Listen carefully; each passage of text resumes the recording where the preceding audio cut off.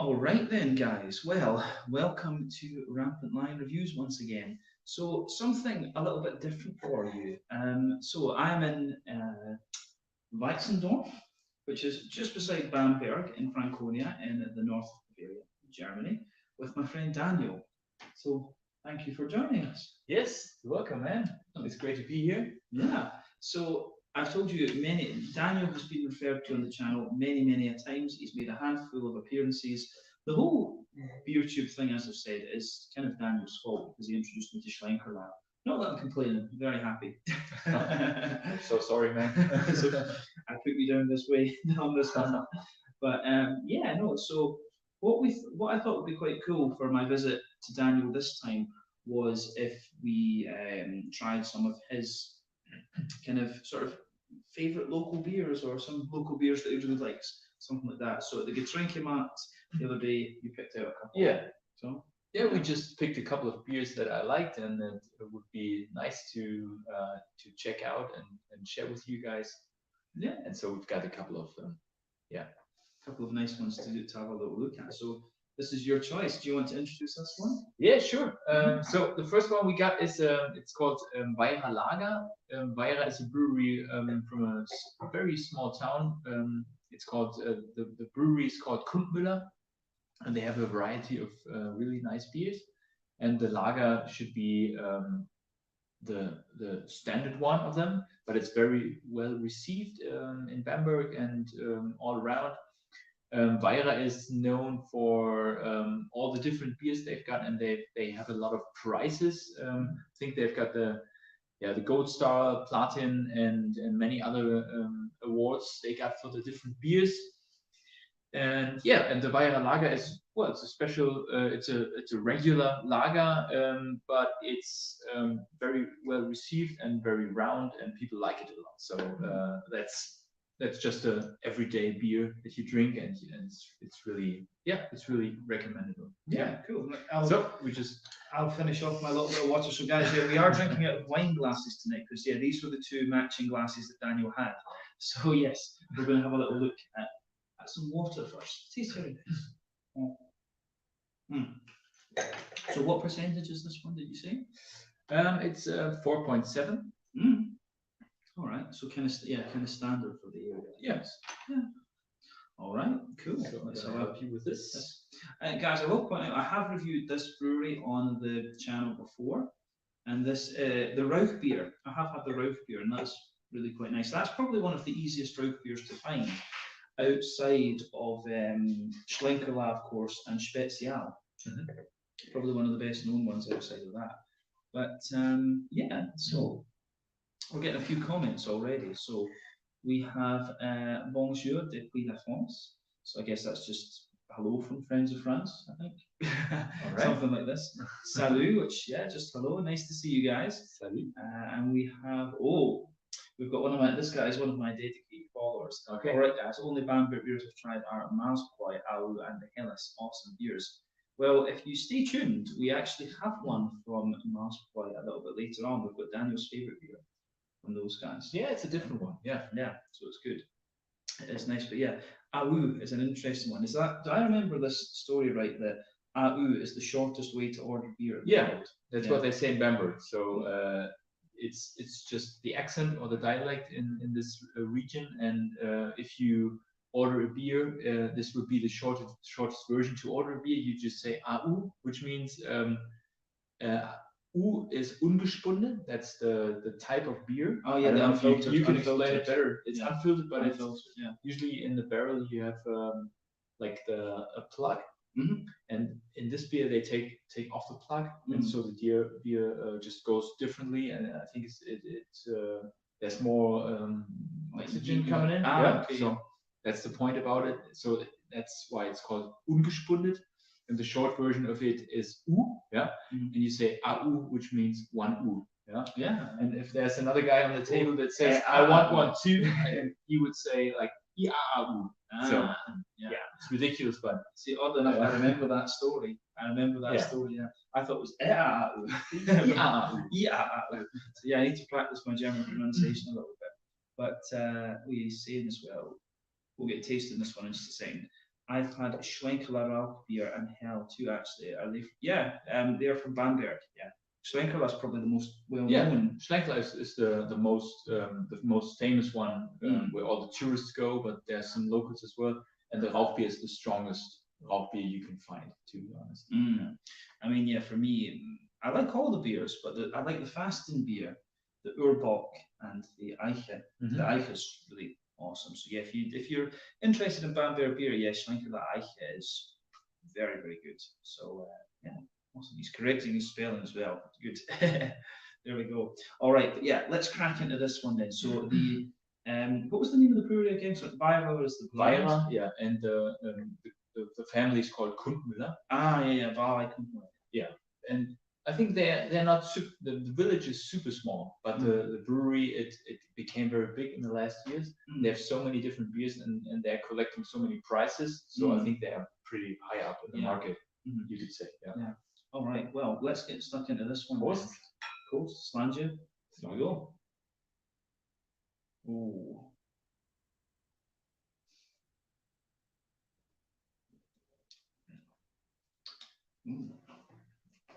It's nice. It's like a little bit between like a Pils and a Helles almost. It's a little bit like that.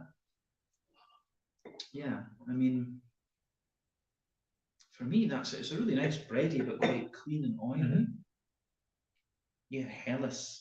Yeah, it's got a little bit of Pils. It's more Helles actually. It doesn't have the crispness of Pils, I think. Yeah. I think it's very well balanced. So it's easy drinkable. Could be an everyday beer that you just enjoy. And well, I think the breadiness is also a thing. It actually comes into your mouth. Yeah, quite obviously. Yeah. I mean, this is for me, it's an interesting point. I mean, I've spoken about this on the channel, many times. For me, I always, lager beers are German, Czech, Austrian, I guess, a little bit as well. I always say the big difference between a German lager and a Czech lager. The Czech ones are always, big, yeasty, smooth, creamy sort of things, whereas the German ones are really clean, light and drinkable. This is almost like it's almost like the stereotype of what people would think a German Helles lager is almost. It's kind of like that, I think. Yeah, this one is very well received in the Bamberg area. People just like it, and it's it's so well balanced, and it's a great one. Yeah, I think it's really nice. Yeah. On the aroma, it's quite like I think on the aroma it does smell like quite bready and floral. So it's got like even on the aroma, it's got quite a nice balance. So yeah, like white bread. It's like got that white bread, fresh bread crust kind of thing. Yeah, but I would say again, it's got quite a slightly spicy floral note to it. So guys, just for a bit of context, we reviewed one beer for a kind of sit-down video just before we came on the live, and that was Paxboy. So you'll see that maybe I want to say next Wednesday. You'll see that one come up. I think that's what the schedule is like at the moment. So yeah, you'll see that review maybe next Wednesday. And that was an absolute beast. So we're coming back to something that's quite light and drinkable, down to earth, a little bit more down to earth than that big Paxboy one was. But yeah, for me, like it's one of these beers. I think the aroma and the flavour goes together really well. But I can see why this is nice actually, or I can see why it's so well received. My brain's not working.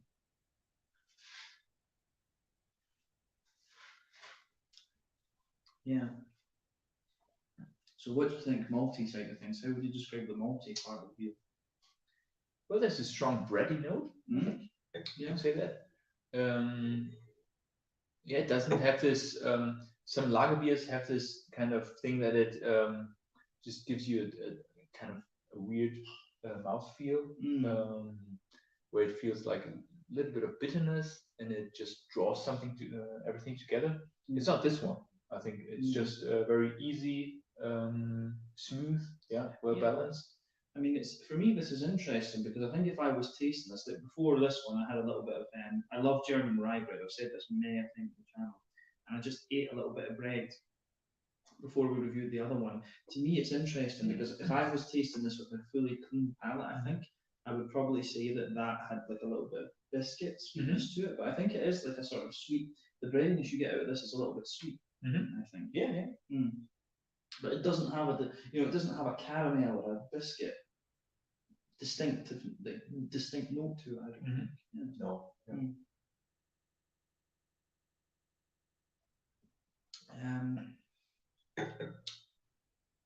Yeah, that's nice though. I can see why this is good. I think I'll need to. I never brought a case with me this time, guys, unfortunately, but I think the next time I come to visit, I'll bring a case, and that'll be. You'll have to remind me of this one. I think 'cause this is nice. Well, you have the brain, so. Oh, the elephant. The elephant brain. Daniel likes to say I have an elephant brain because I remember really random stuff. I'm wondering if how many of your actual videos you remember, how many you did, and. Well, actually, see, this was a good question. Out of 3,002, I could probably still tell you I've had that beer. Okay. Some of the I've only ever reviewed the same beer once by accident. Okay. Nice. And it was one of my fans picked it up. It was like oh shit, okay, yeah, I did that already. But it was about a year or two after I'd reviewed it. The first review was like 2 years before the second one, and this it was like a year or two before someone picked it up. So to do it out of 3,250, to do it once, I think it's not a bad return. So damn, dude. It's crazy, just craziness. Oh, we've got more comments. Oh, Gangster. So we have, let me see. Oh, we've got somebody from Mexico. That's pretty cool. Marco Salinas Monroc. So yeah, salud. Yeah, nice to. That's cool to have someone from Mexico actually. Yeah, I've heard Mexican craft beer is really good. I've had 1 or 2 IPAs from there.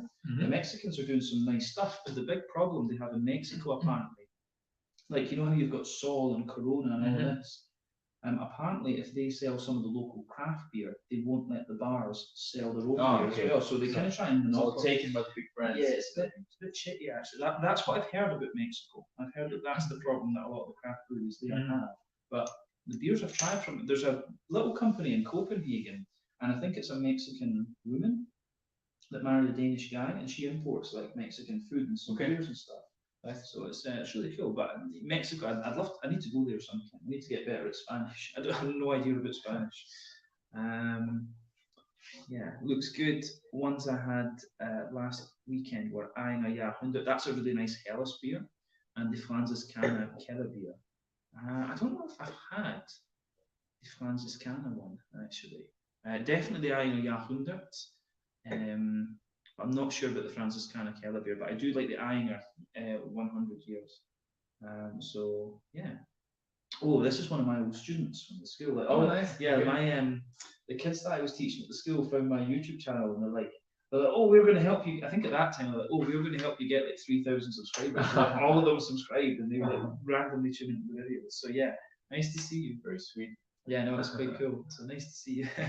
This girl, she wants me to go and actually. What they do in Sweden, like sometimes they go around and meet their old teachers. Oh, let's have a coffee or something. So they do that. So I actually have a beer.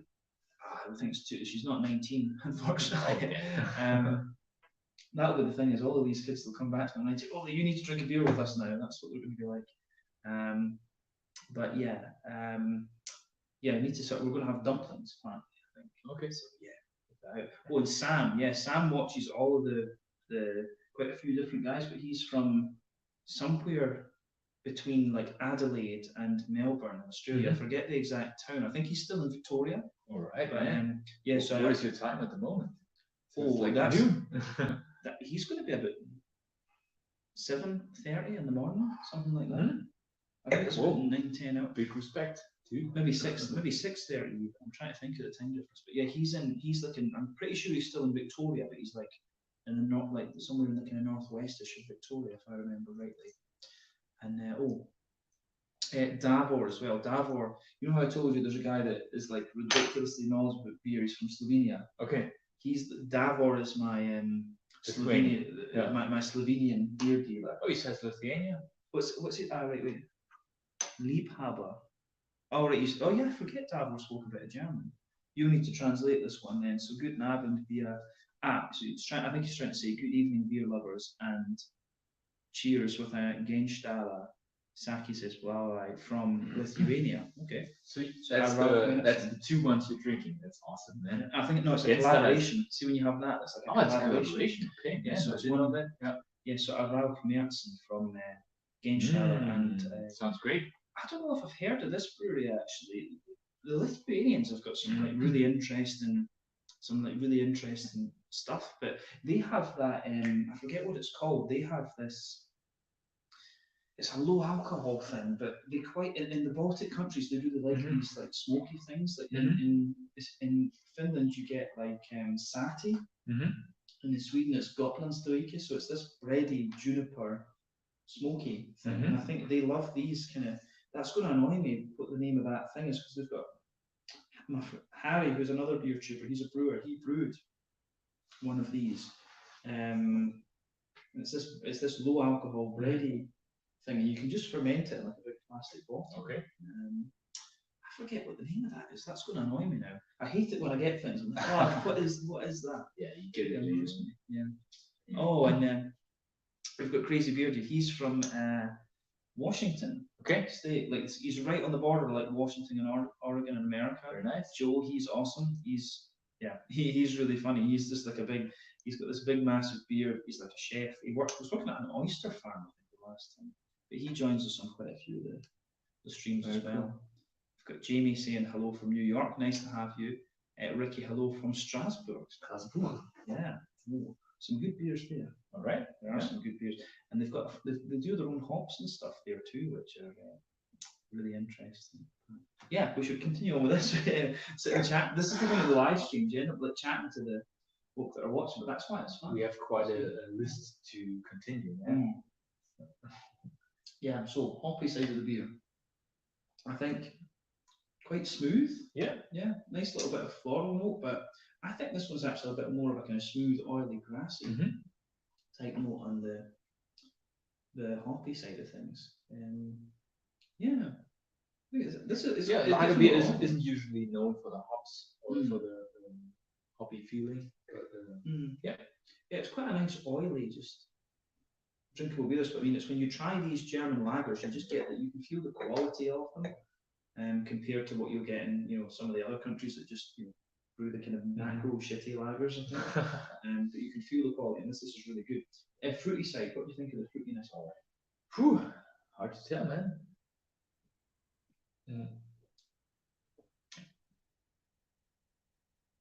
I can't tell if you can identify any fruits. I think again it's like that sort of sultana-y, that like sultana, peary, the kind of thing. Yeah. Maybe a wee bit of like a very slight, very, very tiny lime note on the very tip of the tongue with the grassy side of the beer. But this is, to me, the more that you drink of this, I think it gets more and more oily. So you get more of the biscuit. You get more of that kind of sweet breadiness out of it. The grassy, oily notes come out a wee more than you just got the oily, fruity character. So I like it. I do like how that goes together. It's a really nice lager. I need to remember to get a bottle of that to do a sit-down review of. Yeah. This is the cool thing as well. I think like sharing a half litre like this, I found when I've been filming out and about videos here in Germany, they bring you the half litre. You can't get like a 0.3 or something to taste all the different ones. You have to drink the half litre because that's tradition in Franconia. That's how it goes, But man, like after that, it's good beer, but see after that, you're just like, I fucking hate my life. After that, you're just like, So yesterday, James came home and fell asleep on the couch. Yes. I wasn't able to wake him until you played Halloween. I played Halloween for him, so and his eyes were open. So. Yeah, no, he was trying to wait. Like I think I drank like 3.5 litres of beer filming at 2 brew pubs. Whereas normally, if it wasn't Germany, I'd probably drink like 1.5 litres. It's just because you're not allowed to. These 2 brew pubs only half litres, nothing smaller. Yeah, just nothing smaller. But yeah, apparently dead to the world until Daniel put Halloween on. That was it. Yeah, so, yeah, that was quite fun. We should do mouthfeel. Yeah, to round off this one. So mouthfeel.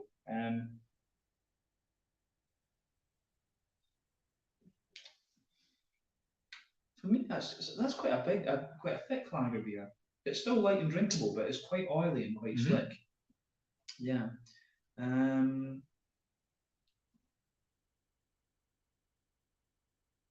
Yeah, quite oily and slick for me, like top end, light bodied. Yeah, not really bitter at all. This is like 20 IBUs at most. Yeah. Yeah. Yeah, but this is quite an oily stick beer. I think stylistically, I think this is like it is like a Helles. I think it's definitely a Helles, but it's one of the more oily and sweet right notes. But the more that you drink of this, the more kind of biscuity it gets. So yeah, but still the bready note is very strong, which I think, and the maltiness is in there, which kind of characterizes the lager. If you compare the lager to a Helles, it's still a difference. Oh yeah, because the Helles is going to be, I mean, lager's a sort of umbrella term because you have you know, Helles, Märzen, Dunkel, what Vienna lagers, the Czech ones, the Svetli, Letsak, Cherny, Tmavi, whatever.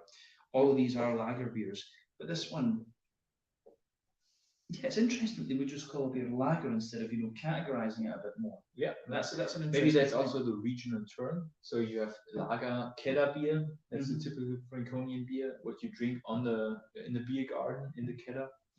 And Helles is more, I guess. Yeah, you have Helles here, but it's more southern Bavarian, I guess. So okay, where you have it as the typical beer in the area around Munich. And lager would be the lager, and Keller would be the typical beer in Franconia. Oh yeah, that you can find anywhere. Yeah, but regardless, it's very nice. Quite an oily, just straight up lager beer for me, this one. So yeah, I will need to get a bottle of this to review it at some stage. Definitely. Yeah, do that. You should get a case to bring back. Oh man, I don't want like a case of this of the one beer. That would just be. Oh, that's like my worst nightmare. Is a case of like just the one type of beer. A case of like different ones, yeah. But the case of the one beer, man, couldn't handle that. But yeah, guys, this was the Bayern Lager. What did we say? It was 4.7. 4.7. Yeah, I like that. Very good choice in this one. So yeah, I will see about getting a bottle of this at some point. So yeah, there we go. So we finish off on beer number 2. All right. All right.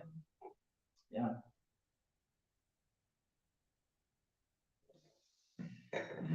Yeah. Clean our palates. Clean our palates.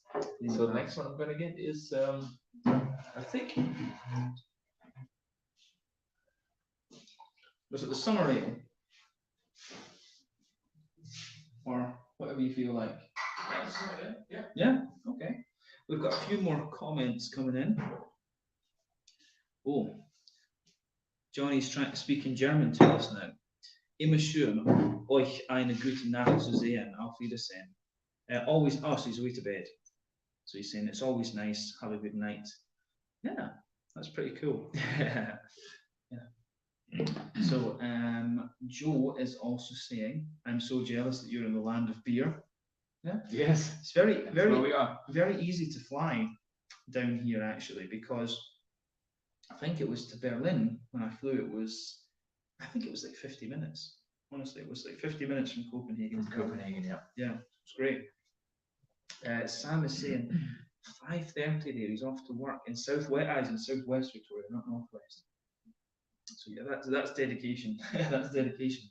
Watching the channel at 5:30 in the morning. I'm wondering if he joined us drinking beer before work, or well, that was like he was eating his breakfast, his coffee. He is watching us drink beer. I mean, so he is Australian, so we Yeah. don't know. They're not crazy. Yeah. Oh, we've got. Oh yeah, I forgot that. Joe's family is from Germany. Where are you from? Do you know where, Joe? Can you tell us where? But let's get started on this one. Daniel has 2 young kids, so we don't want to keep them up too late. Oh yeah. Yeah. So clean the palate first.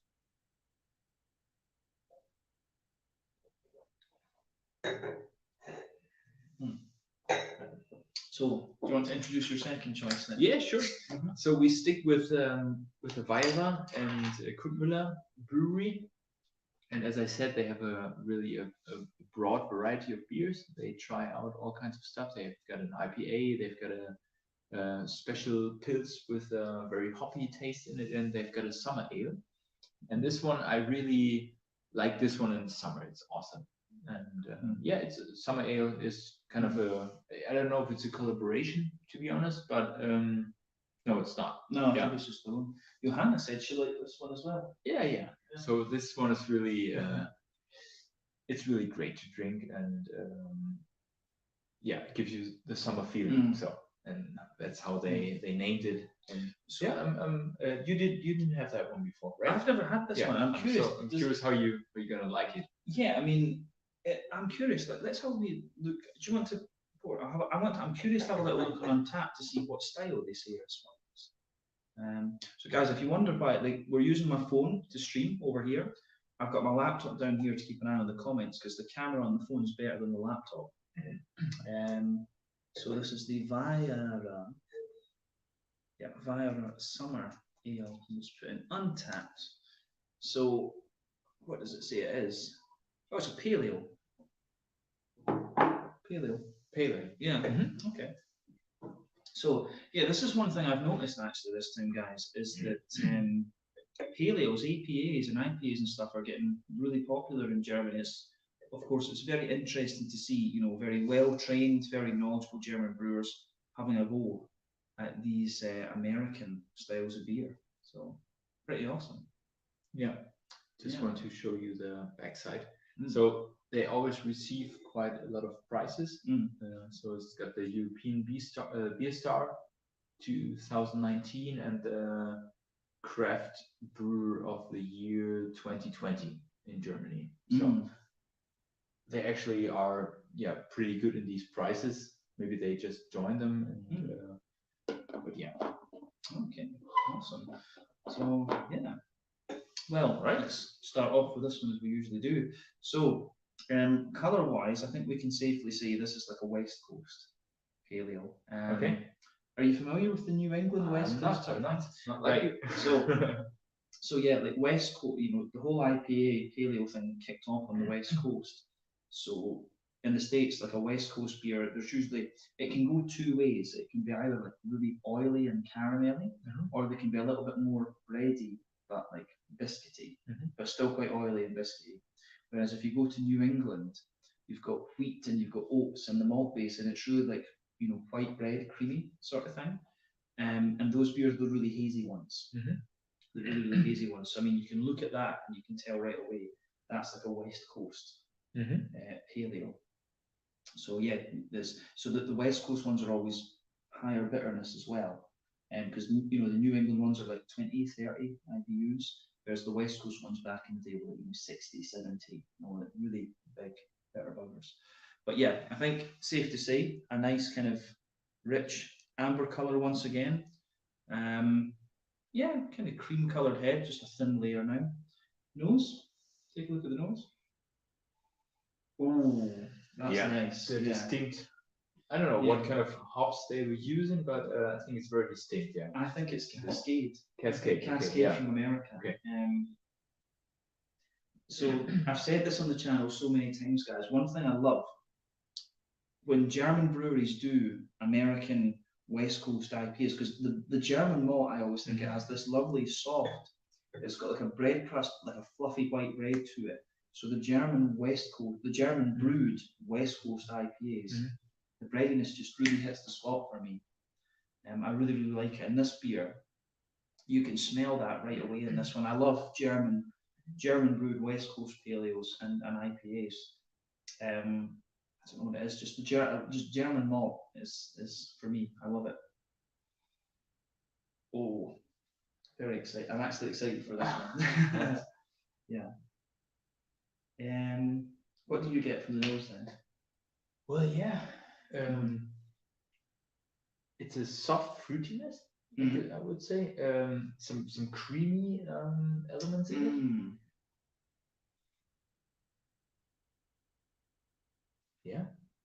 Yeah, it's very light, but also, yeah, I don't know. What do you think about the sweet side of it? Yeah, it smells very sugary, very sweet. Yeah, this is the thing. I've always said this. When the Americans get hold of one of the old world beer styles, they always take it and just make it like sweet and oily. Okay. They always just do that. But this way, it's kind of interesting. This is going the opposite way. This is coming from new world to the old world this time. So yeah, I mean, for me, you've got it's like really fresh white bread. You know these little Brötchen things that you get. It really smells like one of those. But yeah, there's for me biscuit. Maybe I think there's a sweet caramel in this. I think you do get caramel in this. So yeah, the white bread, and again, this is the thing I'm talking to you about with German malt. German malt has this really distinctive, fluffy, fresh, white bready sort of thing. It's really, really distinctive. Probably they're using Weihrmann, aren't they? Probably using Bamberg Weihrmann malt. I think all of them use Weihrmann, So Weihrmann is a very famous company. Their factory is like, I don't know how you would say it in German, but it's like a listed building, like it's industrial heritage, I think you said last time. Yeah. So it's this big red brick factory that you'll find right next to the train station in Bamberg. Very, very famous company. Breweries all across the world use their malts. You can smell that straight away, and it's just big, fluffy, mostly white bread, but there's a little touch of like that sweet German rye bready note to it as well, I think. That's a beautiful smelling beer. You've definitely got my interest for this one. I really like this. Yeah, I think definitely sweet caramel, a little bit of biscuit, very oily in its brown sugary component, I think. Yeah. What do you think about the hops? In the smell.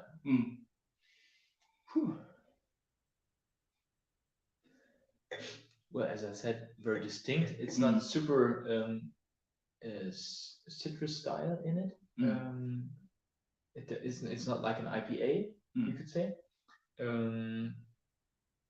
But it has one really like flowery, wonderful, great taste. Smell. I think. Yeah. So I mean, I'm pretty sure this is Cascade. So Cascade could be, Cascade. The reason I'm pretty sure about this is one of my local breweries home. Do you remember when you visited last time? We had the 3 beers, and there was the one with the mouse on it. Yeah. So that one, that's like a Cascade Pilsner. So that was always one of my go-tos at home. Okay. And I'm pretty sure that's the hop that's in this. You could probably tell, So for me, the fruity side of this beer, it gives you that soft. It's like a slightly figgy note. It's not. You don't get so much of the grapefruit. Sometimes Cascade can give you this big oily grapefruit, but you get a lot of figgy note out of this. And it's like a red, just red fruity figgy note, I think. And obviously it mixes in with the brown sugar, but the kind of smoothness as well that you get on the floral side of this one. It's got this big oily floral note, but it's also the smooth grassiness to it as well. I'm almost certain. I'm like 95% sure this is Cascade. Yeah. And it's just one of these things. Look it up. Yeah, it's just one of these things. Maybe we can tell. In fact, I'll wait till we taste it, and then we'll look it up. But that's a beautiful smelling beer, big oily fruity notes. I think we should just try this now, eh? Let's do this. So summer ale, what percentage was it? 5.2. 5.2. 5.2. Let's taste this one, guys. Prost. Yeah.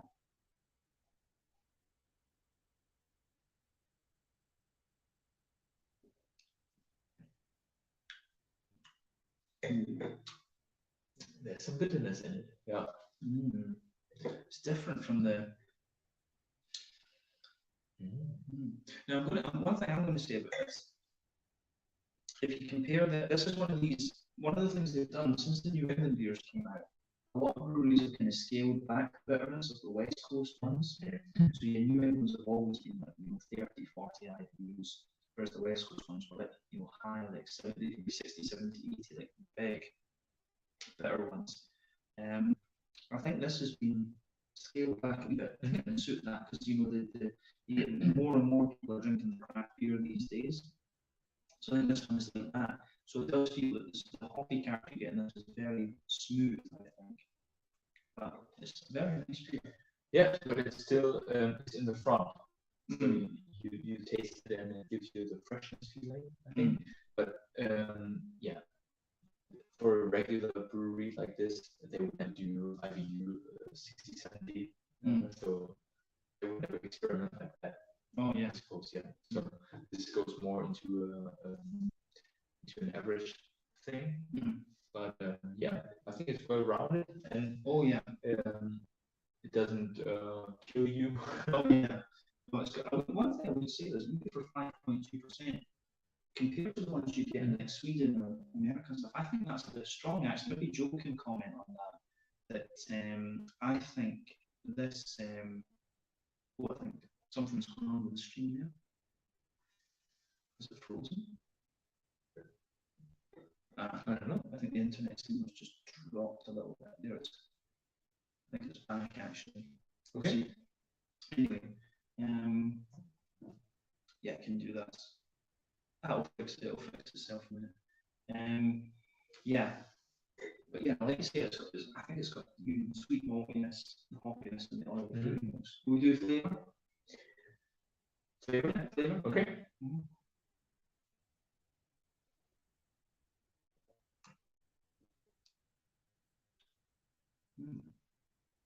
What do you think?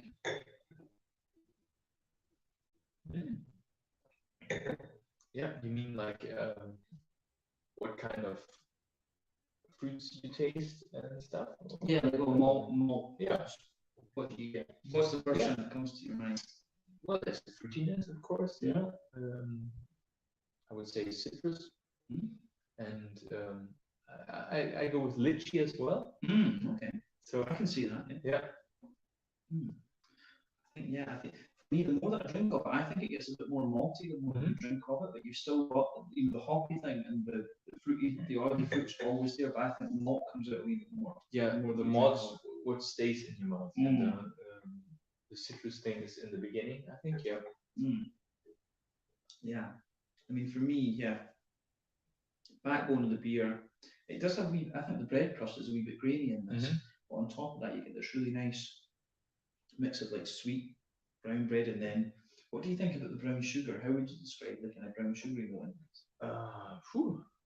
Well, it's there. It's not super much, I think. Yeah, it's sorted itself out now. Okay. Yeah, it seems, yeah. So we can see, yeah, it's working again. Yeah. Yeah, the signal must have just dropped off or something. So yeah, guys, apologies if the signal switch like that for a minute. It seems okay now. Right. Yeah. It does that sometimes when you stream. There's not much you can do about it.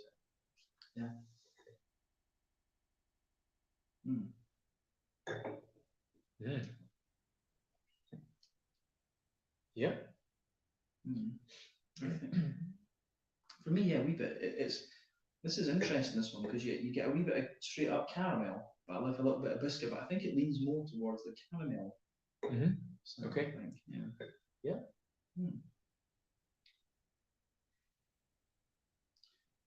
What do you think about the kind of green part of the hops?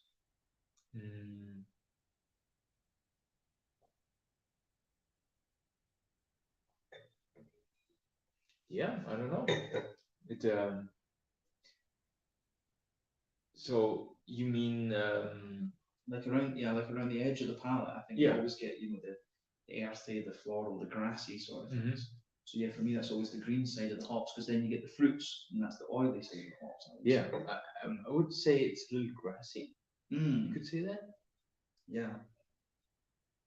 Not really herbal or anything, but grassy could be. Yeah. I think that it's got a wee bit of zestiness to the grassiness. You can feel it's quite fresh in the grassiness, but I think there's a wee bit of I think it's a bit oily. I mean, I think this beer gets more and more oily the further into the aftertaste you go, actually. But yeah, this is really, I mean, for me, this is really nice. I love German brewed APAs, American Pale Ales. So you've picked one here that's really interested me, actually. Quite happy with that. Well, actually, in the description, they say it's citrus or pine, flowery and herbally. Well, I don't know. So to me, it's not refreshing and I'd say it's not quite strong enough. Yeah. Oh, it says it's brewed with 9 sorts of hops. Oh, okay. So maybe Cascade is one. Yeah, Cascade is in there maybe, but yeah. So and with a classic caramel and pale ale malts. Oh, okay. I don't know what are caramel malts? Is that just a typical? Malt. It's just a regular malt that's given a bit of caramel flavor, okay. Basically. Yeah.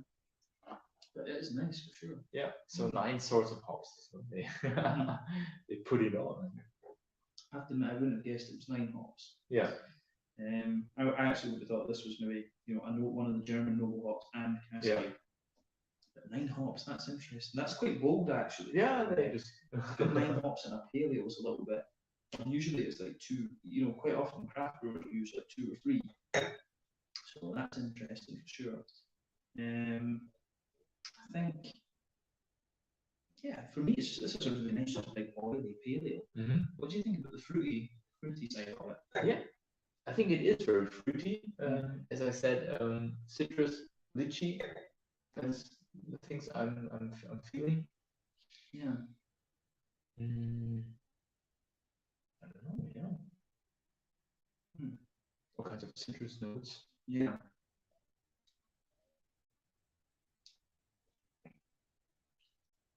I think, yeah, for me, yeah, I get the lychee thing. I think there's a wee bit of like that front third of the palate. I think there's a wee bit of strong grapefruit. That oily kind of figgy thing, and I'm pretty certain there's Cascade in this. I'm pretty sure. Yeah, Cascade is at least one of the 9. a lot. Cascade. I think it's quite a popular bittering hop. So probably a lot of the other ones they've added late on, and there's just like aroma and flavour hops. So I wouldn't be surprised if Cascade is the bitter hop in this one. It is the bittering hop in this.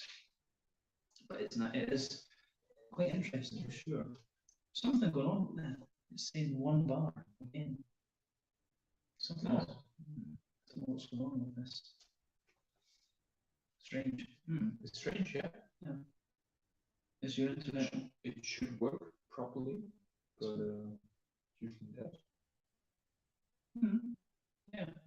It is working. I think it's maybe the video quality is too high or something. I don't know. Yeah. We'll see. But yeah, for me, it's really good oily paleo. This one, I like it for sure. So yeah, we said a little bit of lychee.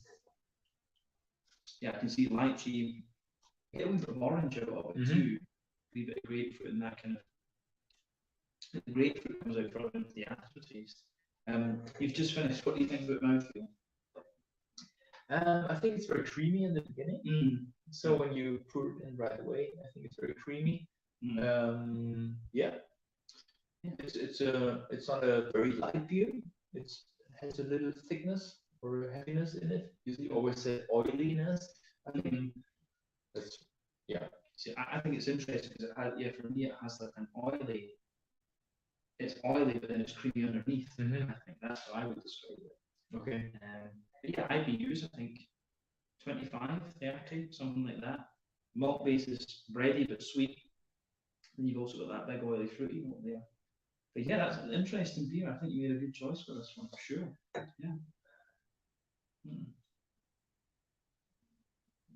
Yeah. So yeah, guys, that's beer number 2.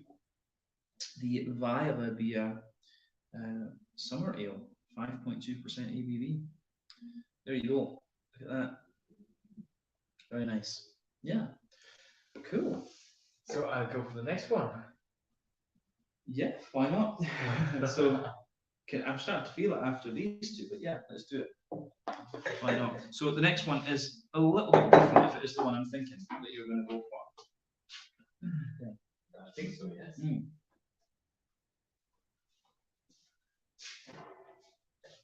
Yeah, let's see. We've got a few.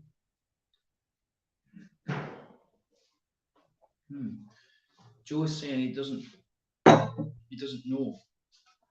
His dad's family doesn't really talk about where they come from. Oh, well.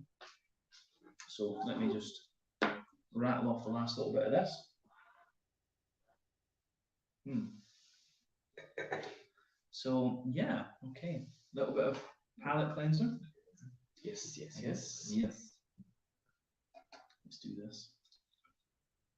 Yeah, so we've got to clean the palate between these beers, obviously.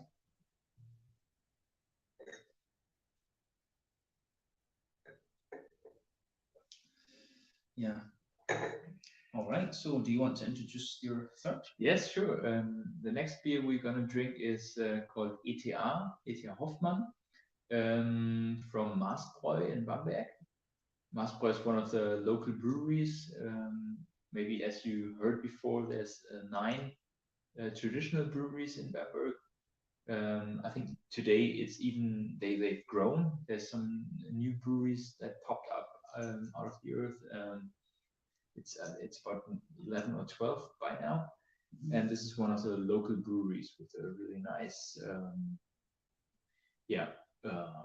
pub, you could say, where you can get nice food, and it's very traditional. And they have this beer, E.T. Hoffmann. I'm not really that much a professional, but E.T. Hoffmann was, I think, a poet, and he had did all kinds of. He's very famous in Germany, so and he lived in Bamberg for quite a while, and that's I think at some in 2008. That's what it says. There was a 200 years E.T. Hoffmann. So I think 200 years ago in 2008, he lived there in Bamberg, and they made kind of a celebration of that. And it was supposed to be a beer that was only for that special occasion, but everyone liked it, and so it became part of the standard thing they have. And it's one of our favorite beers, actually. A lot of people like it, and it's a dark beer, and yeah, so that's why I chose to try it with James. Yeah. I don't know if did you check it out? I reviewed this one. I reviewed it. I reviewed this one like a couple of years ago, so yeah, nice to try it again after quite a wee while. And as you guys know, watching on the channel, I love a Schweinkel Lager beer or a Doppelbock. The big brown sugar it's beer. not a yes. Yeah. So it's only 1,500 beers in between. You're gonna try it again? Yeah. Probably that's actually maybe not too far off. Yeah. All right. Yeah. What percentage is this one again? 5? It's 5.0. Yeah. Yeah. It says Hallertauer Perle and Hallertauer Select. Oh, okay. That's the hops. Perle's a little bit stronger, like a slightly stronger alpha acid one. Yeah. All right, there you go. So maybe just you guys can see it. These guys rebranded recently, though, didn't they? They used to have older, really older looking labels, but that's it's 4 years ago, something like that, now, isn't it? I think the boss changed, and it's the son now who owns the company, and yeah, they're more into this hipster kind of thing. But it's still, I think the brewery itself, it's still very traditional. It's very common in Bamberg or in Franconia or it was very common to like drink beer after work or something, and it's always full. There's always people there to drink beer after work or to eat, and they have a special thing there when you come in the corridor. There's one thing you can go to the bar just on the right side, so there's just a small opening and you can get a beer, and you just stand in the corridor and drink your beer. So that's a special thing. I saw that. So after work you just meet friends, drink a beer, and then leave again. And they have this traditional thing that like guests that are how do you call that, regular guests that come again and again. Regular customers. Yeah, regular customers. I know what you're going to say. So they have this. They have in the wall. They have very small openings. Yeah, and there they have their Humpen. Yeah. Yeah, their own glasses. Seidler or Humpen. That's how they call it. So they have their glasses in there. So and that's very special when you are a really good customer and come very often and come for a lot of years. You have this in the wall. You have this your own opening, your own small thing where your Seidler can go in, which is really cool. So have you got one there? No, of course not. Yeah, it would only be the locals and the traditional people and the guys that go around very often. But I think that's very cool, and that's how they keep their customers. I think that's pretty awesome. Yeah. because we did see, I don't know if it was Mars. You've pointed this out to me in a few places. I didn't see it in Festla or Spezial when I was there. Yeah, not every brewery has it, I think. But Mars is known for that. So okay. Yeah. Oh well, cool.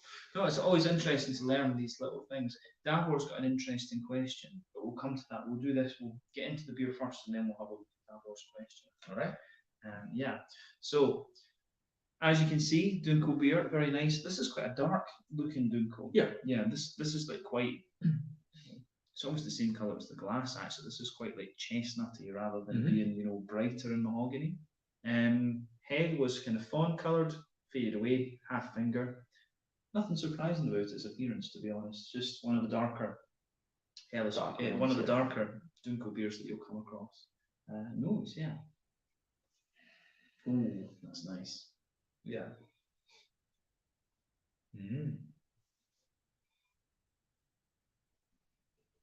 That's, to me, that's got a really nice balance to it. You've just got, you've got a little bit of breadiness. You've got a bit of the, really toasty brown sugar, but you've also got a wee bit of the sweetness, the oily sweetness in there too.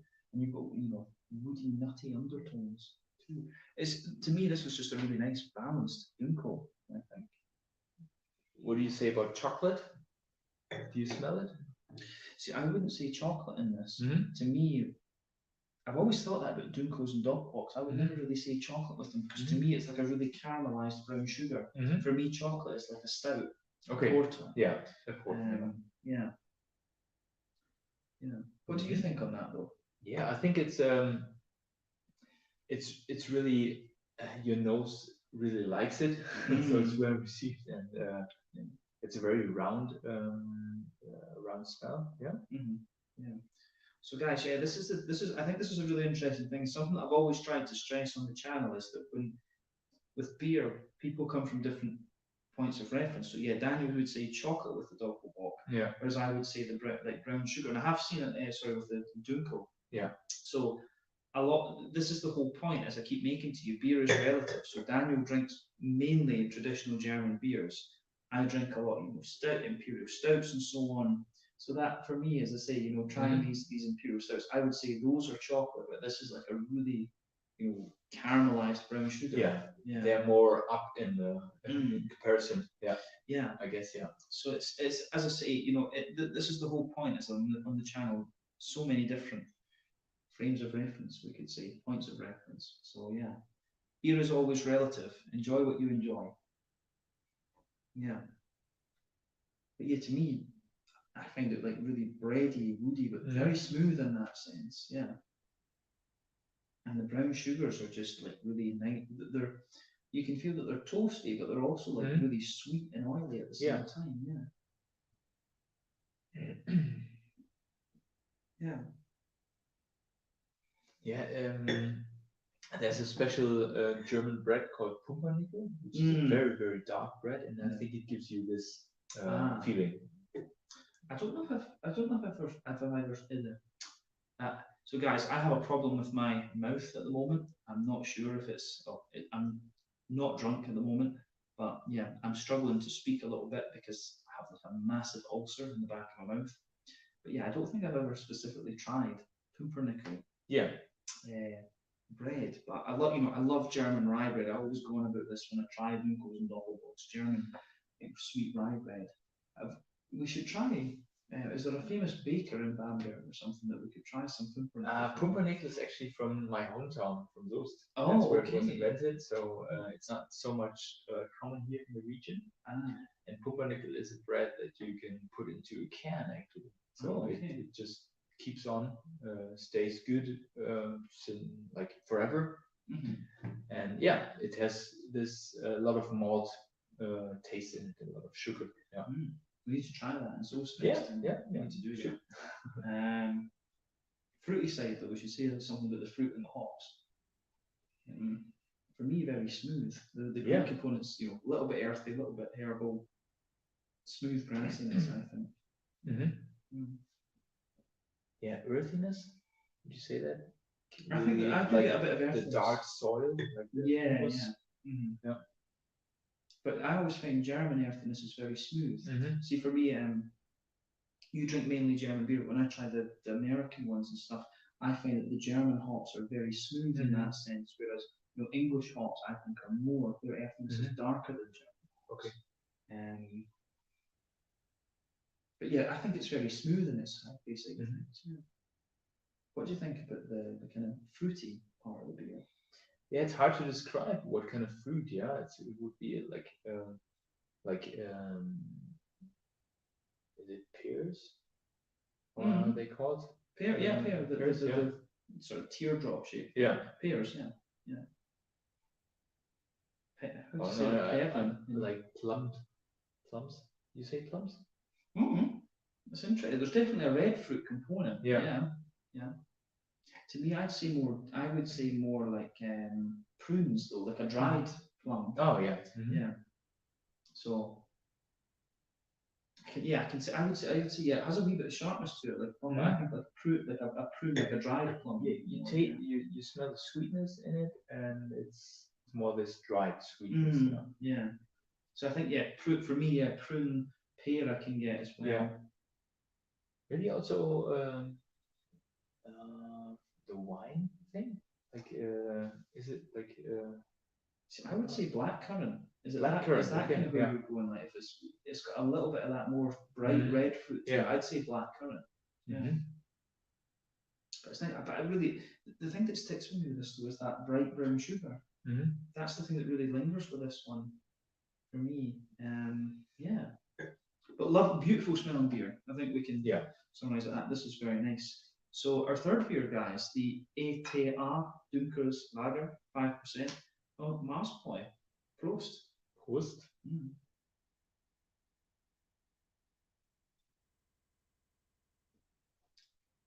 Oh, that's really smooth,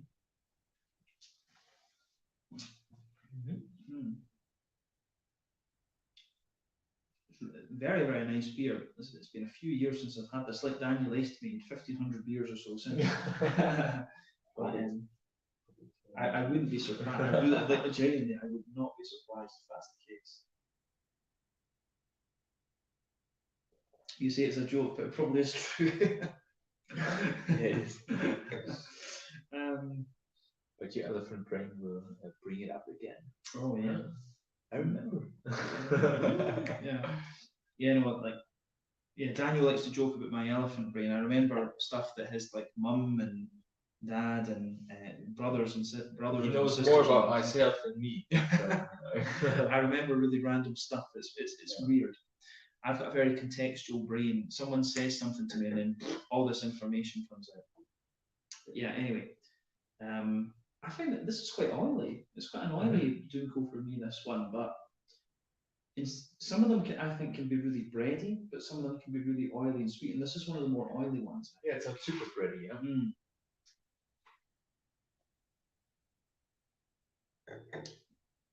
I like that. I really do. I can see why you like it, but it is quite different from the other Dunkels I've had in recent times. It gets more. It does get. You're saying it's not overly bready, but I think that you can feel that sweet breadiness just building into the aftertaste. Yeah. So, if you think about the malty backbone of this one, how would you describe that flavour? The malty backbone. Yeah, I don't know.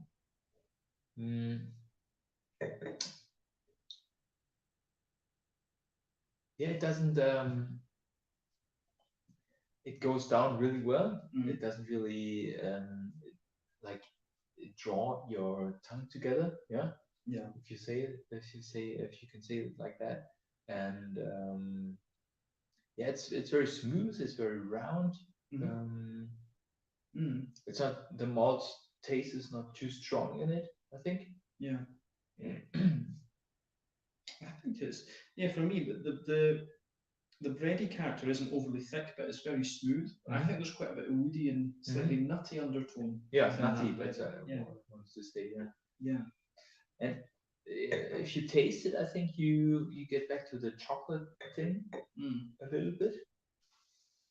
You see, I can see why, because at the back of the palate, I think at the back of the mouth.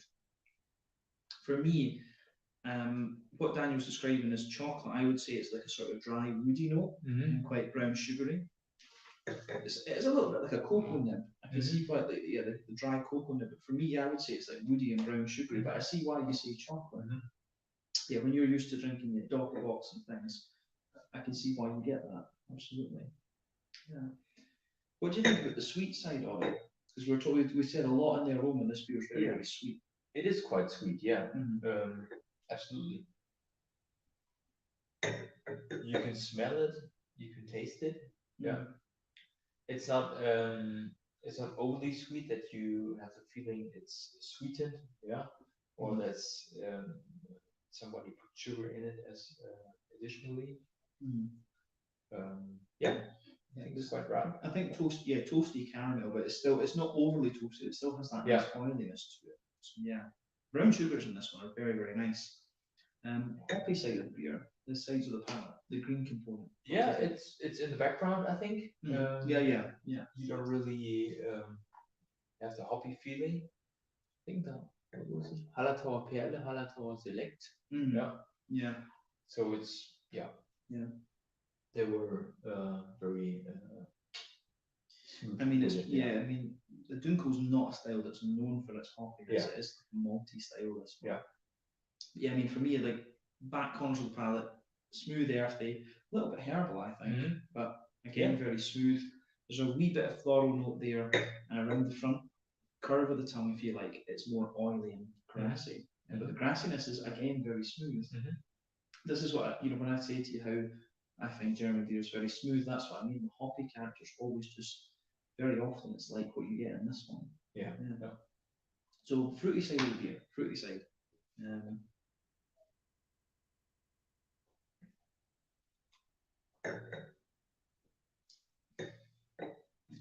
Nice and oily, I think. Yeah. It's hard to tell a fruit. For me, it's quite like you get this little bit, like a fruit. I don't know how common that is in Germany, but you get like a fruit. You can get that bread, it's a brown bread, but you get some fruit in it. Yeah. That's what it reminds me of, the fruity side of this beer. Well, I'm thinking of plums. In Germany, you sometimes have your bread and you put on plum marmalade. So, which is cooked plums with some sugar. You have this caramelized feeling. And I think that's what it is. Yeah. Goes into this direction. So for me, it's interesting because I guess maybe you have to remember this: different fruits taste differently in different countries, different soil, different water, and so on. Because I would agree with you. The point I would disagree with you from my perspective is it's prunes, the dried plum. This has got a really dried fruit. Yeah. So this is what I've spoken about this in some of the sour beer reviews. Scottish raspberries are as tart as you're going to get. But then you try ones from Sweden, and they're really sweet. So maybe the German plums aren't quite as bright, maybe as the Scottish ones or the Swedish ones. So this is interesting. So guys, this is why it's cool to try beer with somebody else who's also such a big enthusiast. But I think that dry, plummy, pruny thing. I get a bit of pear out of this too. A pear, okay. I think there's a bit of pear in this one. Yeah.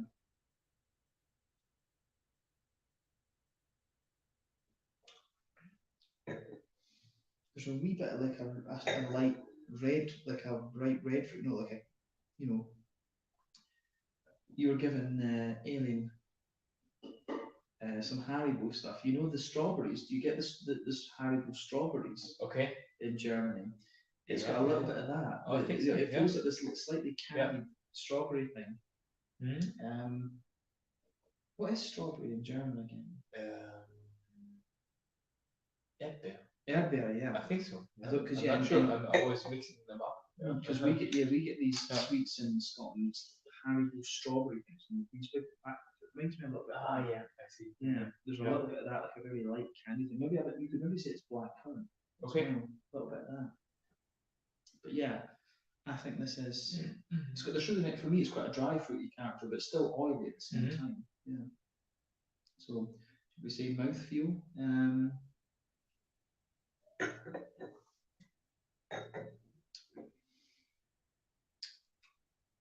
Bottom end of mid-bodied for me, like it's it's very smooth, but it's very oily at the same time.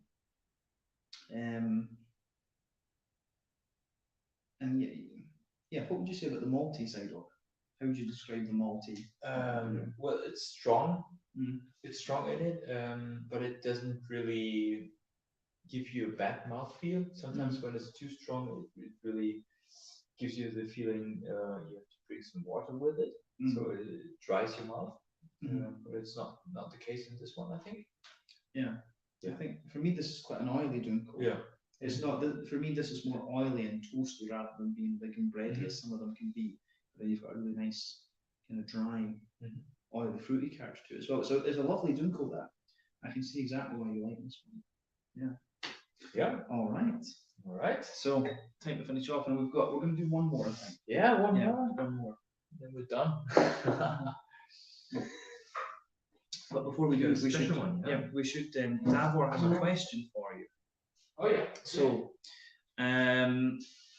he's asking, do you have any favorite German craft breweries, or do you prefer the more traditional beers? Well, to be honest, there's a lot of craft breweries that are, of course, more local. I think there's, I don't remember. We talked about Hopfengarten yesterday. Yeah. There's in Bamberg. There's also some craft breweries, but well, my personal taste goes more into staying with the Reinheitsgebot. Yeah. So what I always think is you can mix beer with anything. Just put in herbs or put in other stuff or put in fruit, and then it's gonna have the taste of the thing you put in. So, but I think the real challenge for me is to like create a new taste with like the basic ingredients that you have in beer, which is the Reinheitsgebot, and with hops and malts and the water and the way you make the beer. Yeah. So that's for me the thing. What makes it really interesting when you can taste the different things out of this.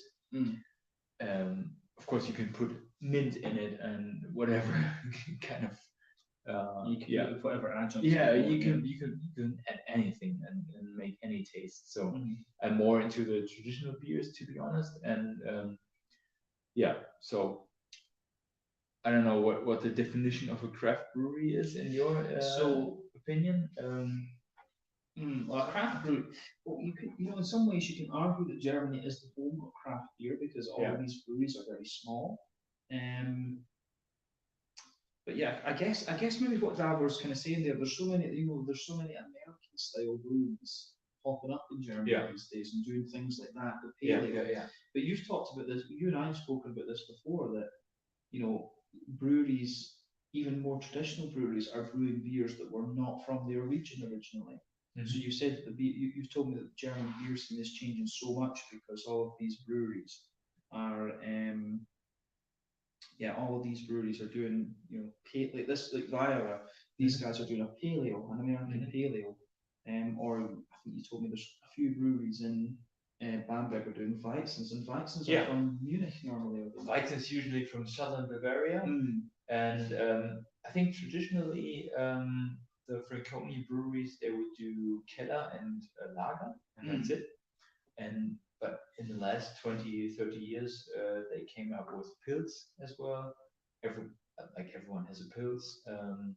They have a Weizen now, and most of the breweries come up with alcohol-free beers as well. So, and there are some other ones that try out all kinds of things. So like summer ale and pale ale and all the things. So It's interesting for sure. Yeah, so they just have to keep up with the market, I think. Yeah. Yes. So Jamie is saying that you're a traditionalist.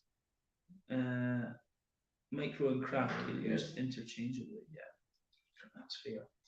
Yeah. So guys, yes, our last beer is something a little bit more American in style. I'm curious to know how familiar with this style you're going to be actually. Yes, I'm too. Yeah. Because this is what we were talking about earlier. So yeah, guys, this beer comes to you from Zuckbrew and Blechbrut. which are two. There's another brewery involved in here. I'm not sure. I think it's Atelier de Boiskunst. So that actually is the brewery, and Blechbold, that's a Bamberg company. That the only thing that they do is to have contact to all kinds of different breweries and put it in a can, because that's actually in the moment, I don't know, you know better as me, compared to the bottle. I think the can is the best way to store a beer at the moment. That's what people say. Yeah, it stops light getting in, it keeps it as fresh as it can. So that's kind of a trend at the moment. And Blechbold is a company that only does this, so they present all kinds of different craft brew styles in a can. So basically, when I went and bought the Paxboy beer that I was talking about earlier, they had this one. You could pay €5 and get this can. So this beer is called Solidarität. So yeah, solidarity. I think by this time you should recognise the flag on this one, Ukraine. So yeah, I think we can safely say fuck Putin. Fuck Putin, yeah. Fuck Putin. Well, I quite like what they. Can you translate? I can. Yeah, it's German. It's English anyway. So. Right, okay. Maybe I can just read it to you. Yeah, I thought it was German. In January, Ilya from Pitsk Brewing Ukraine wrote to ask if we would like to collaborate and stop by for a brew. Before we could even start planning further, on February 24th, 2022, Vladimir Putin and his army attacked the country. Since then, thousands of men, women, and children have been injured, died, or fled. We've been very, very affected by this. War in Europe was unimaginable for us. So we wanted to use the last part of our digital collab series with a Pitsk Brew to support the Ukrainian people, to draw attention and to send a message for peace, for freedom, for community, for solidarity. Therefore, we have decided to donate the net proceeds of this beer to the non-governmental organization Vostok SOS, who launched an extensive aid operation for Ukraine. The aim is to address the most urgent needs of the people in the immediate danger zone, to bring them medicines and psychological support to help them evacuate and to find temporary housing. So that's the beer. There you go. Oops. All right. Yeah. Cool. So yeah, no, I think not to get too political on the channel, because we always try and avoid that, but I think it's always quite interesting. So Daniel's grandfather, Maximilian. Yeah. I met him. Was that be 2010? Yeah, maybe. Yeah. So Daniel's grandfather was a Stalingrad veteran.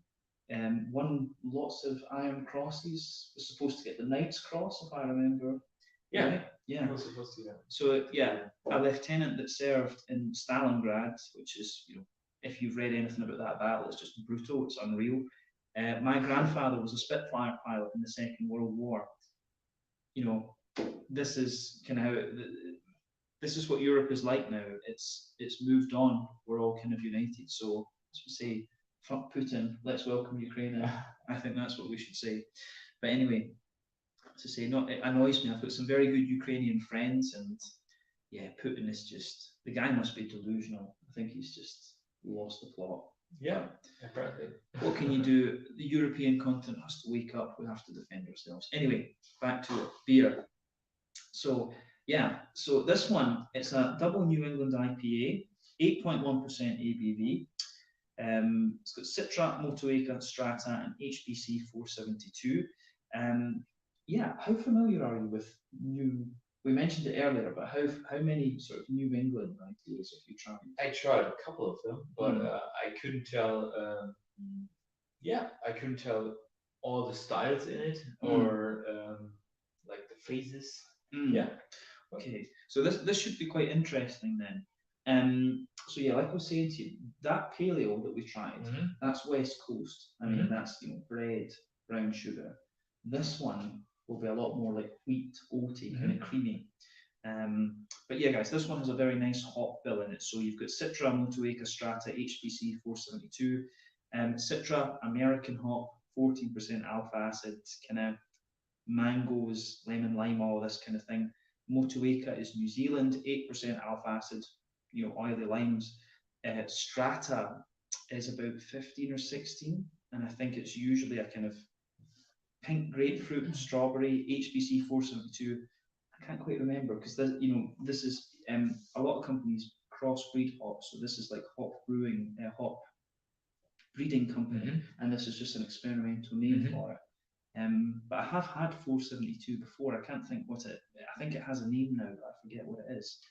But yeah, this one I think it'll be a big creamy sort of wheaty IPA.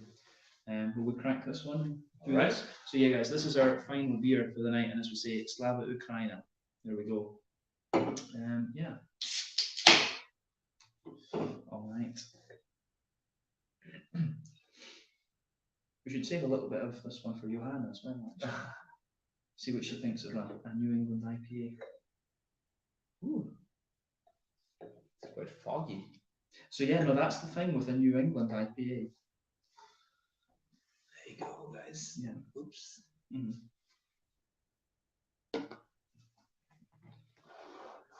Putting this the wrong way, it's in reverse. Yeah. So yeah, no, this is the thing with the New England IPA. They've always got oats and wheat. That's what gives you a big hazy note. But yeah, colour-wise, big bright yellow note. Yeah. Head, kind of very thin layer, creamy white colour to it. Other than that, I don't think there's anything else to say. What do you think of the nose then? Yeah, again, very distinct. It has a wheaty note, I think. Yeah. Fruitiness. Oh yeah.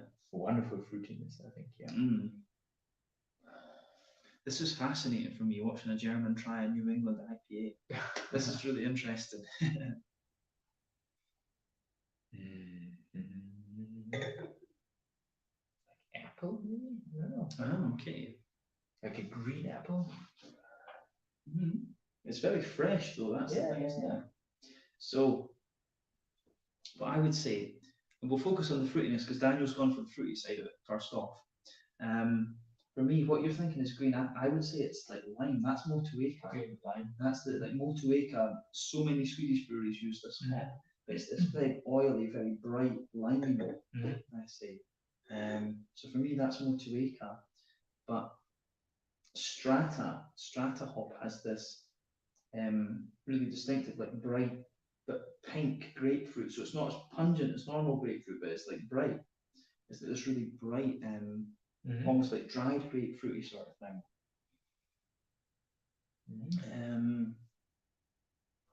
Yeah. What else do you get on the fruity side of things?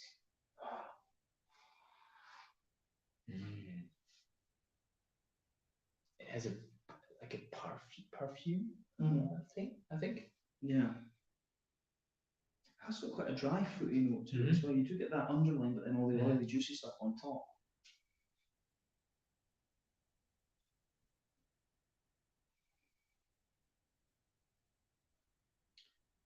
I do get like a mango. Like I think Citra is always going to give you mango, so I'm getting mango and apricot out of this one too. Like a dried mango. Oh yeah. It's nice. The fruity side of this one's really nice though. I want to try it. Yeah. So this is what I'm curious about. So like I was saying to you, the main difference between New England and the West Coast is the malt base. What do you think of the malty side of this? Well, it sounds super strong, But at the same time though, this is a big 8.1%. So I mean, usually what they do in this one, this has barley, wheat, and oats in it. So Gersten, Weizen, and Hafermalt. So is oats usual for the New England IPA? Yeah, that's the best.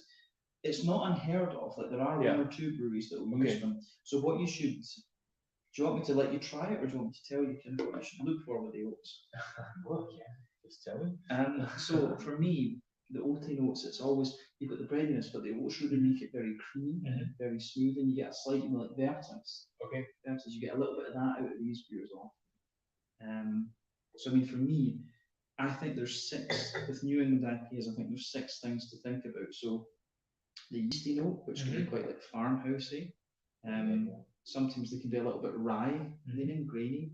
So they can be wheaty and bitey, oaty, creamy, barley malt bready, and sometimes they can be sweet. So these are the 6 things I think for a New England IPA. For me on the aroma, this one, I get a little bit of farmhousey note, a wee bit. You can smell the wheat in this one. The wheat is quite smooth, but again, I keep saying this, German beers, it's German malt for me, even if it's wheat malt, whatever, it's always really smooth. You get that, so you can smell the wheaty biteness, but it's still smooth. And you do get a bit of the creamy oat in this one for me, a wee bit of that Werther original sweetness in the middle.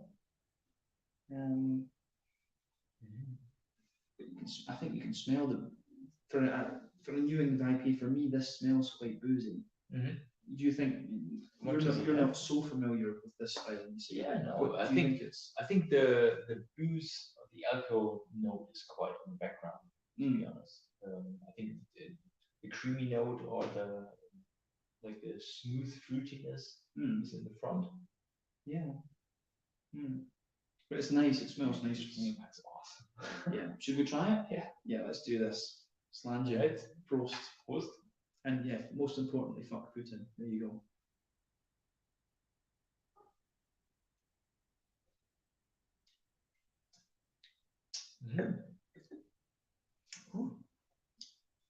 So different again. Go for it. Nice fruitiness. I think I'm surprised that the IBUs are in the background. So the bitterness is really, it's okay. Well, the thing with this is another difference between the West Coast and New England. So West Coast's beers have early addition hops. So within the first hour of the wort boil, that gives you a lot of bitterness. But West Coast IPAs have late addition, which is like a little bit of bitterness, mainly flavour, and a lot of dry hopping, and dry hopping is completely flavour. New Englands don't tend to have much early addition hopping. So that's why it smells really big, floral, juicy and hoppy, but it doesn't have bitterness. Okay. Nice. Yeah. So when you think about the flavour of this one, what's the first thing that comes into your mind? And see, for me, guys, as I say, this is fascinating. This is a style Daniel hasn't tried so much. Yeah, so I think Germans obviously they know their beer. I'm just curious of your thoughts on this one. Sorry to put you on the spot, but it's interesting. Well, I got the banana kind of,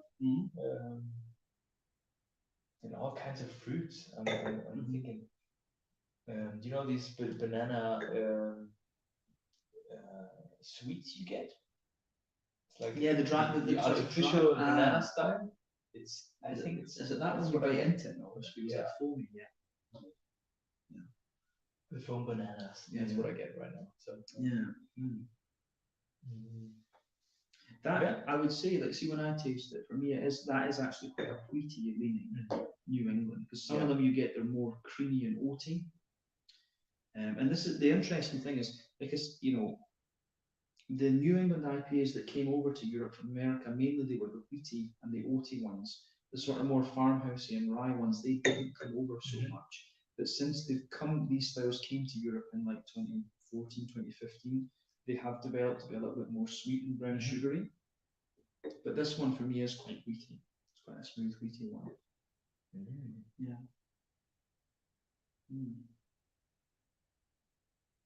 We're getting a few more folks staying. Well, Davor's got a question here. He's saying Freigeist Beer Kultur is definitely one of the most experimental German breweries. Freigeist. You tried them? I heard about it. I don't know if I tried a beer of them. Yeah, but I think they're from known, I think they're from Berlin, if I remember rightly. Or maybe Peter Clueless Drinker tried loads of them, so maybe they're actually from Regensburg. I don't know. Peter had a good relationship with those guys, but yeah, they put so many adjuncts in. I had like a sour cherry. Davor actually gave me this kind of sour cherry porter, and it was with Freigeist Beer Kultur, an Italian brewery, and somebody else, I forget. But yeah, no, Freigeist, they do some really interesting stuff. Davor would love Pax Boy. He would love. Davor loves Belgian beer. His cellar he's got like a ridiculous. Okay. He showed me his Untappd. Like a collection. Oh man, his damn. Davor's Belgian beer cellar. I think he just drove to Belgium one time and just brought back so much. It's ridiculous. Honestly, it's ridiculous. He emptied and Getränke. Yeah, definitely. We've got Craft Beer Specialist saying good evening. Square Degenerates Podcast saying yo. And then we've got Herben from Dutch Beer Geek. Yeah, good friends with the Dutch beer tube. Nice. So yeah, cool to have Herben. Very cool. Yeah. But yeah, I like this. I like this New England IPA.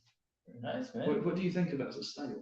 Yeah, I like it, man. It's not the first time I drink New England IPA, to be honest, but yeah, I like the difference between IPA and New England IPA, and I think this one is a very nice one. Very nice drinkable. Yeah. I mean, yeah, for me, multi-side things, bread crust, a lot of white bread, but it's quite wheaty lining. You can feel the wheat thickening. The wheat will thicken these beers out.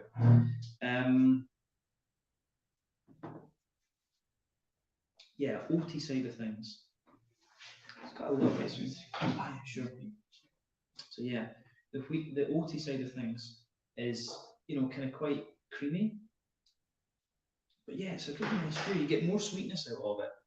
Further, you get a little bit more sweetness out of this one. Further, you go into the aftertaste. Yeah, it's a nice beer. It's a nice beer actually. This one. The hoppy side of things, for me, green component is, it's quite, again, as with the New England IPA, it's quite nice and smooth, but at the same time it's fresh. Back corners of the palate, a wee bit earthy. As you come further forward, a little bit herbal, but then more floral towards the front of the tongue. Round the front curve of the palate, a little bit lighter and grassy, but again, it's just very, very smooth. And I think that green component gets more sort of oily the further into the aftertaste that you go. Yeah, really nice, but again, very smooth beer. This one, the German New England IPAs that I've had have been very, very nice actually. But this one, this is pretty solid. This really is pretty damn solid actually.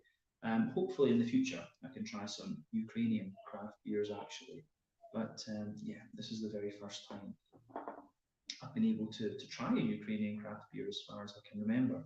But yeah, fruity side of things.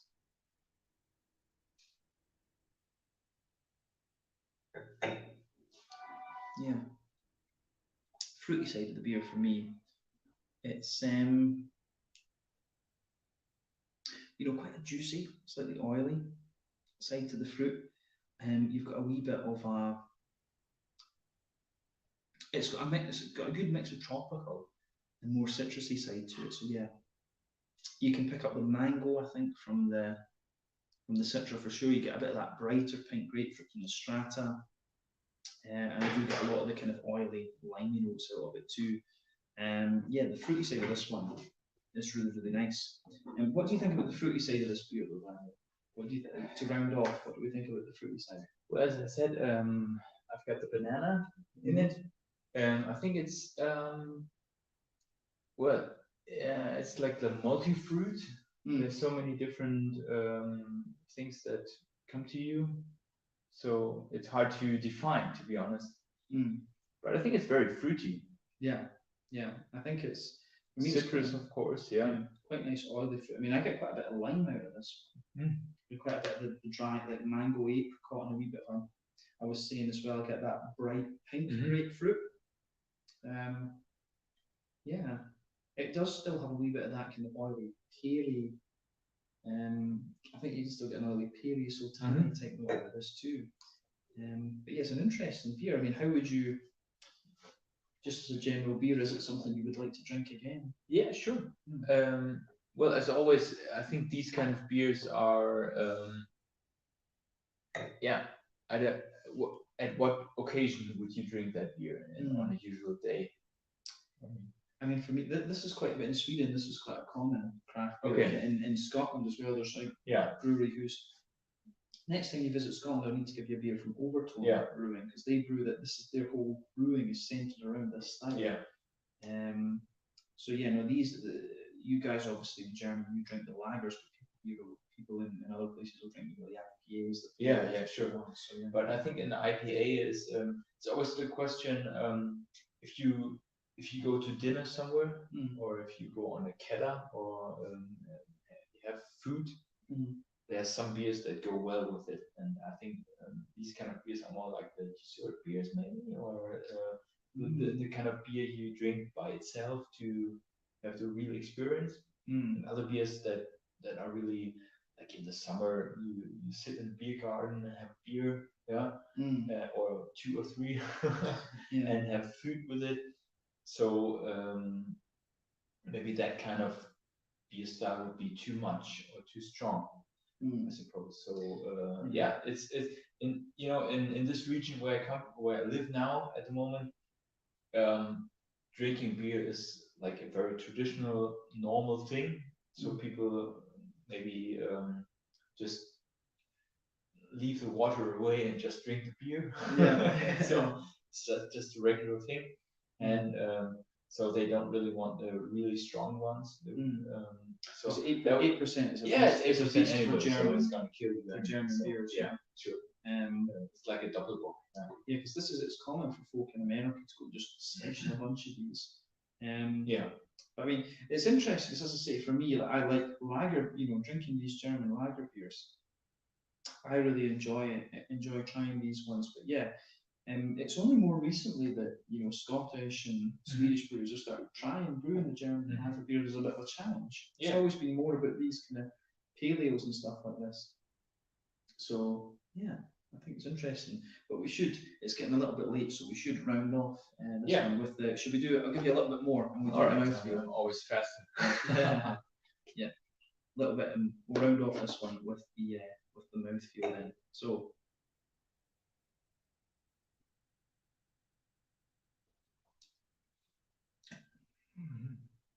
I think the carbonation is not. It's quite a lot, actually. You think it's quite a lot? Yeah. Ah, okay. Now that you put it in quite freshly, I think.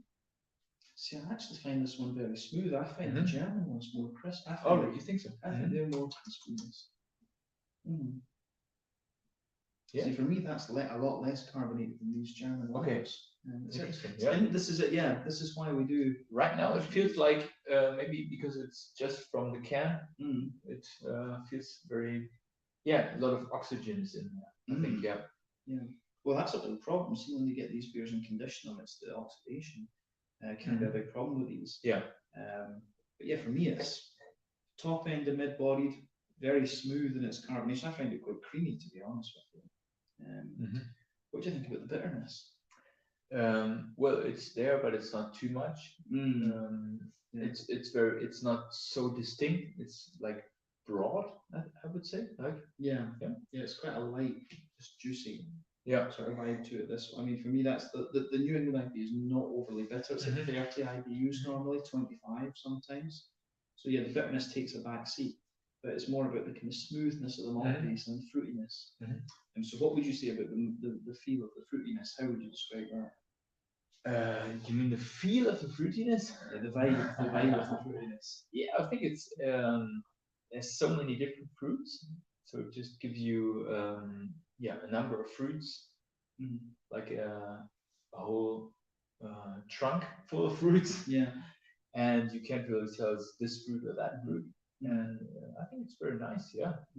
See, I think it's you get the smoothness underneath, but you also get that big oily character on top. It's quite an oily New England IPA, this one, in terms of fruits, but it still has that juiciness. It's New England IPA is very distinct for its juiciness, if you like.